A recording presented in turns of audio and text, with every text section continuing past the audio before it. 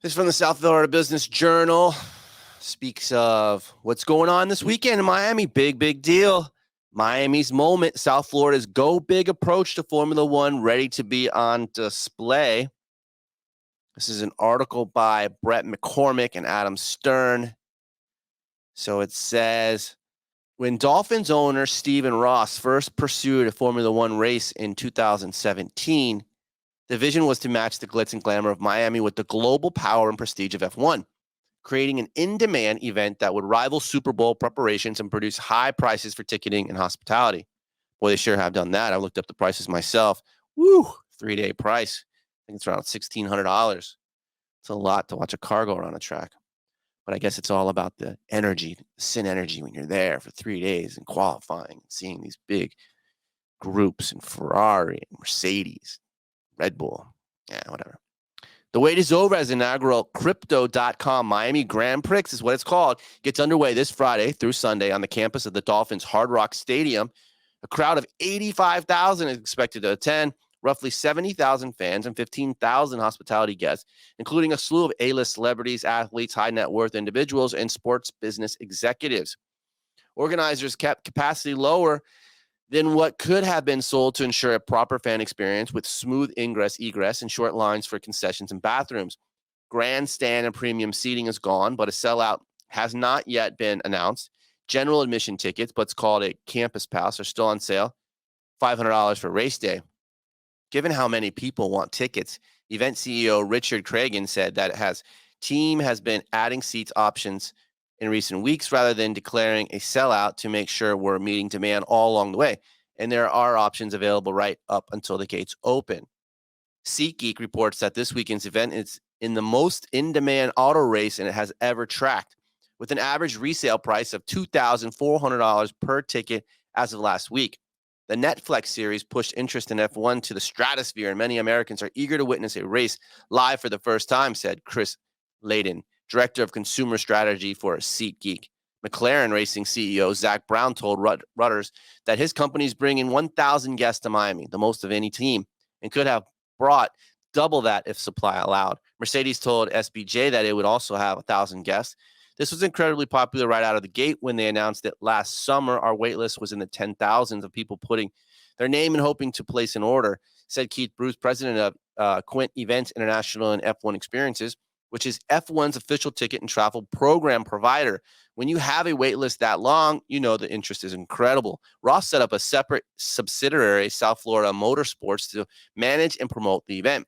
While financial details of Miami's decade-long arrangement with F1 are not known, promoters typically pay low 8 figures annually to the series for the right to host a race. But with the cheapest race day tickets costing $500, many at over $1,000, SFM should make well into the mid to high 8 figures, if not low 9 figures in ticket revenue this year. The huge response was buoyant F1 and Liberty Media executives as they assess just how much the series has grown in the U.S. and whether the market can sustain multiple races. This year, the U.S. will host 2 F1 races in Miami and Austin, with a third in Las Vegas, set to join in 2023. On top of Crypto.com serving as title sponsor, founding partners are Gainbridge, Hard Rock, JP Morgan, Red Bull, and MindMaze. Sources said SFM went to market asking at least 7 figures annually for those positions.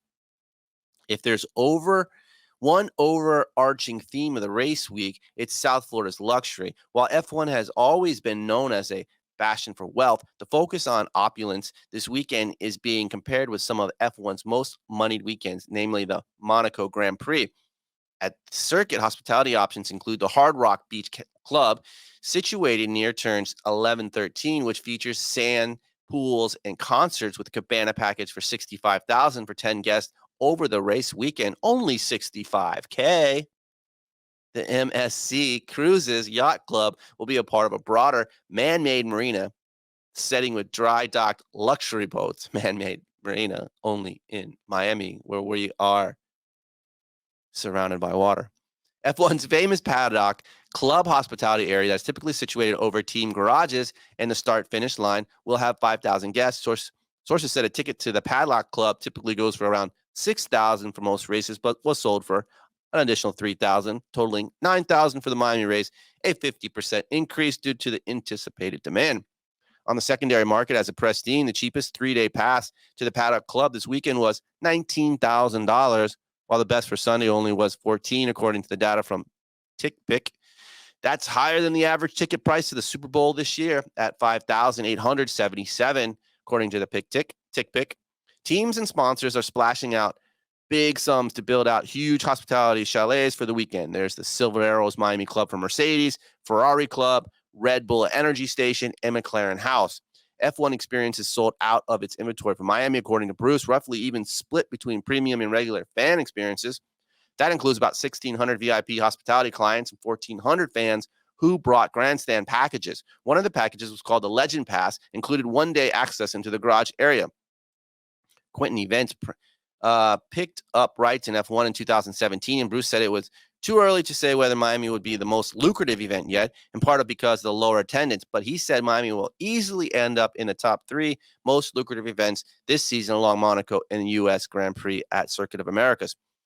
Bruce, and he's particularly focused on working with South Florida Business to provide, or SFM, to provide timely and smooth shuttle services for fans, given the large amount of remote parking for the event.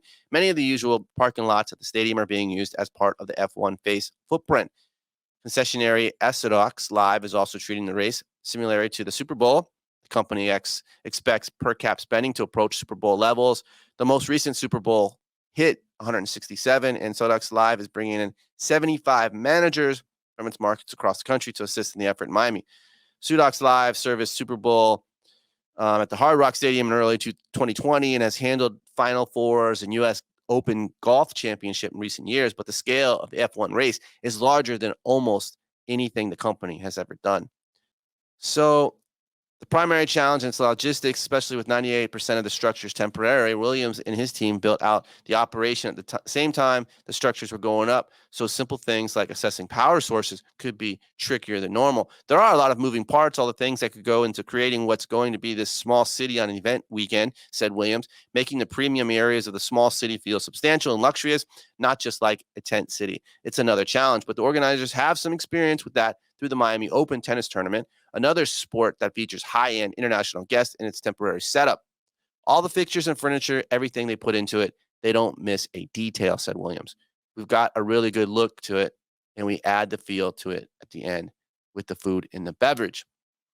So there you go, F1 in Miami, starting tomorrow up to Sunday to the race day. It's going to be a big bang, a lot of money being made.